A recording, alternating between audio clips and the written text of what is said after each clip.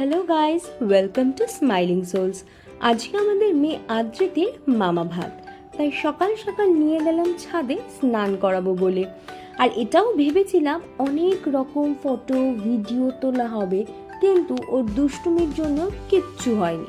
তাড়াতাড়ি নিচে নেমে মা ওকে টুক করে ঘুম পাড়িয়ে ফেললো, আর সেই সুযোগে আমি একটু পায়েস রান্না করলাম। আর মাও কিন্তু যাবতীয় রান্না নিজের হাতে সেরে ফেললো। আর হ্যাঁ, অবশ্যই আমরা পেছনে একটু সাহায্য করেছি, কিন্তু তাও বলবো পুরো ক্রেডিট কিন্তু মায়ের। ওকে ঘুম থেকে উঠিয়ে তারপর সুন্দর করে শাড়ি পরিয়ে, মুকুট পরিয়ে, সোনার গয়না পরিয়ে সাজিয়ে মামা ভাতটা দেওয়া হলো। তারপরে আবার কিছুক্ষণ পর ওর শাড়িটা পাল্টে একটা সুন্দর ড্রেস পরিয়ে কেক কাটানো হলো। কেকটা তো কাটলোই না, উল্টে ফন্ডেন্টের যে পুতুলটা ছিল ওপরে সেইটাও থাবা মেরে একদম ভেঙে দিল। আর ওই যে আমি গিফটটা করেছিলাম, ওটা হচ্ছে সব থেকে বড় গিফট পেয়েছিল।